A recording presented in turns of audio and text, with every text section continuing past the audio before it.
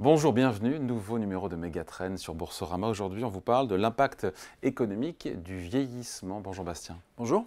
Alors, je parle de vieillissement, mais en fait, il faudra plutôt parler, si on est sérieux et précis, de décélération de la démographie. Et après, j'ai envie de dire, ça dépend de quel pays on parle, enfin de quelle zone on parle, non?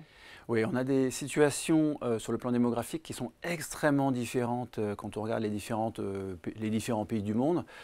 Si on prend le cas de pays comme la Chine, le Japon, l'Europe, on a quand même pas mal de similarités. Ce sont des pays qui vieillissent très vite, pour lesquels on a une population qui commence à baisser. Au Japon, ça fait maintenant plus de 10 ans que la population baisse, plus de 10 ans consécutifs que la population baisse.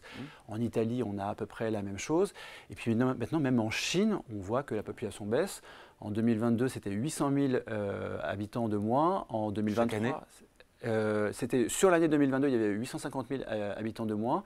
Sur l'année 2022 et sur l'année 2023, il y avait 2 millions d'habitants de moins en Chine. En prenant en compte les naissances. Oui, c'est en net. Donc net. là, c'est quand on prend en compte les naissances et les décès. Là, on a une population totale qui a baissé de 2 millions en Chine sur l'année 2023. Donc là, on a un peu des similarités. Après, on a des zones qui sont extrêmement dynamiques sur le plan démographique. On peut penser à l'Inde. Là, on a une population qui augmente très rapidement. C'est une population qui a doublé depuis 1980 et qui, en 2023, c'est un événement historique qui est devenu le pays le plus peuplé du monde. Avant ça, pendant des siècles, c'était la Chine qui était le pays le plus peuplé du monde. Et maintenant, c'est l'Inde qui est devenue le plus peuplé. Les courbes se sont croisées. Les courbes se sont croisées et elles vont maintenant diverger. On a une population chinoise qui va continuer à baisser, une population indienne qui va continuer à progresser. Donc, Il y aura une accélération de la décroissance de la population chinoise? Vraisemblablement, oui, parce que de toute façon, les pays vieillissent, la Chine, l'Europe, le Japon vieillissent, et on a un nombre de décès qui progresse et un nombre de naissances qui aussi s'effondre dans beaucoup de pays, en particulier en Chine, au Japon, en Corée du Sud. Là, le nombre de naissances baisse beaucoup. Et alors après, on a des pays, au sein des pays développés, il y a un pays qui est un petit peu à part, c'est les États-Unis. Donc les États-Unis, eux, ont plutôt une démographie, une population qui est relativement stable, qui continue à progresser un petit peu, alors que ça baisse plutôt en Chine, au Japon et en Europe. Alors ça, c'est causé par le fait qu'il y a une natalité qui est beaucoup plus dynamique aux États-Unis que dans les autres pays développés. Ça, c'est la première chose. La deuxième chose, c'est qu'il y a aussi une immigration nette qui est beaucoup plus forte aux États-Unis et qui fait que la population progresse aux États-Unis, alors que c'est un petit peu moins le cas dans les autres pays développés. Bastien, pourquoi est-ce qu'on en parle aujourd'hui? Parce que, pardon, c'est un sujet structurel, le vieillissement, c'est des histoires sur des décennies. Et puis la différence entre démographie, aujourd'hui, on l'a posé aussi depuis enfin, on l'a évoqué indirectement, entre démographie et vieillissement, il y a un lien évidemment entre les deux. Oui, la démographie, ça va aussi prendre en compte la taille de la population, et donc on va prendre en compte les naissances, etc. Et le vieillissement, on va regarder plutôt l'âge médian ou l'âge moyen de la population. Donc on a un âge médian et moyen qui progresse un petit peu partout. Même dans les zones qui sont très dynamiques comme l'Inde, on a aussi un âge médian qui va progresser. Et c'est ça qui fait un petit peu la différence entre les deux. Et votre question de départ… C'était pourquoi on en parle aujourd'hui? Alors pourquoi on en parle parle il y a un an et pas dans… Pourquoi on en parle aujourd'hui? C'est 3 parce semaines.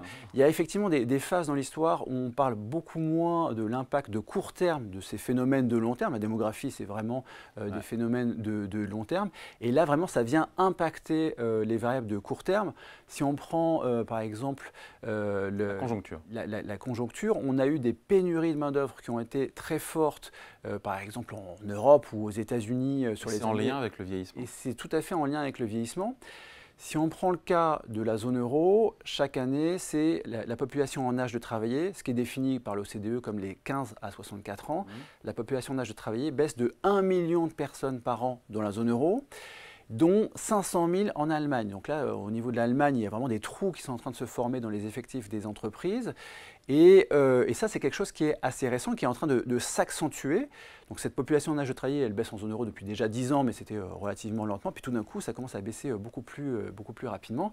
Et ça vient vraiment impacter l'économie sur le court terme, parce que tout d'un coup les entreprises se disent il faut que je puisse recruter, j'ai beaucoup de difficultés à recruter, comment je fais pour remédier à ces pénuries de main d'œuvre? Donc après il y a des entreprises qui vont y remédier, notamment avec la robotisation.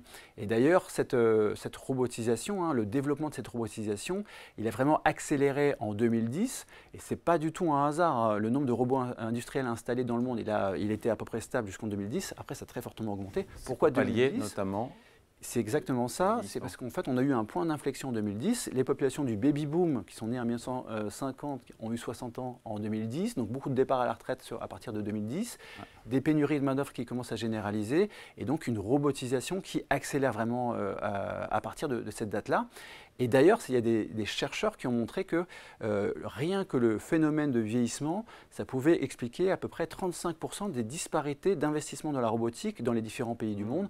Donc c'est vraiment, la robotisation est vraiment très liée au vieillissement de la population. Quel impact donc, Bastien, sur de ce vieillissement et de cette décélération de la démographie, quel lien sur la croissance, l'activité, les prix, donc les taux d'intérêt, parce que tout ça est lié? Tout ça est effectivement lié. Alors déjà, au niveau de la croissance mondiale, c'est une croissance mondiale qui est plus faible. Ce qu'on peut mettre en évidence, c'est que quand on a une croissance de la population mondiale qui est forte, on a une croissance de l'activité économique qui est forte. Donc là, on a vraiment une croissance de la population mondiale qui est de moins en moins forte. On n'a pas encore en dépopulation, on n'a pas encore atteint le pic de population mondiale. Mais ça implique une croissance mondiale qui est de plus en plus faible.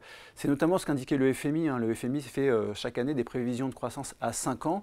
Et là, ils mettent les prévisions de croissance à 5 ans les plus faibles depuis des décennies, en fait. Et c'est très lié à la démographie. Donc le premier impact, c'est clairement une croissance qui moins de croissance et plus d'inflation, c'est un super cocktail ça. Et plus d'inflation effectivement, parce que qui dit pénurie de main-d'œuvre dit des tensions salariales qui reviennent, et de toute façon c'est à peu près ce qu'on voit en Europe, aux États-Unis, plus de tensions salariales qu'on n'a pas vues depuis des décennies. Ça vient alimenter de l'inflation, et donc ça vient aussi faire remonter le niveau d'équilibre des taux d'intérêt.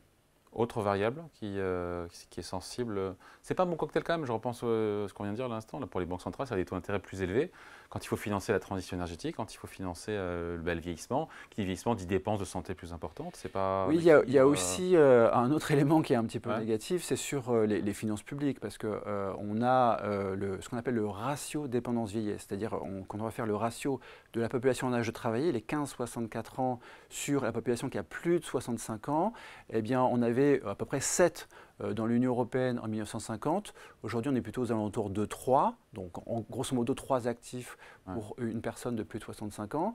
Et d'ici 2050, ça sera en dessous de 2. Ouais. Et donc, ça va amener à des questionnements sur l'organisation du marché du travail. Donc, on a parlé de robotisation tout à l'heure, mais ça peut être aussi repenser, finalement, peut-être organiser mieux une deuxième carrière, penser plus le fait de se reformer tout au long de la vie. Il y a ce genre de choses. Pardon, les robots ne cotisent pas pour la dépendance. Oui, mais ils peuvent être une solution aussi sur les problèmes que peuvent connaître les entreprises pour faire face aux vieillissement. Justement, par les entreprises, on finit là-dessus quand même sur une note un peu plus heureuse. Cette économie grise, cette silver economy en lien avec le vieillissement et la décélération de la démographie, c'est aussi une source d'opportunité quand même malgré tout pour les entreprises? Oui, tout à fait, parce que là, on a des données qui sont très pointues, notamment aux États-Unis. Et maintenant, quand on regarde les plus de 65 ans, c'est la classe d'âge qui est la plus importante dans la consommation totale, quand on regarde la part des différentes classes d'âge. Et ça, c'est quelque chose qui est amené à se développer très fortement, à augmenter sur les années qui arrivent. Cette part sera de plus en plus forte des seniors. Et donc, effectivement, il y a tout un tas d'opportunités qui concernent la senior économie. Allez, merci Bastien, être responsable des études et de la stratégie chez CPRAM. Merci. Merci. Megatrend revient dans 2 semaines sur Boursorama.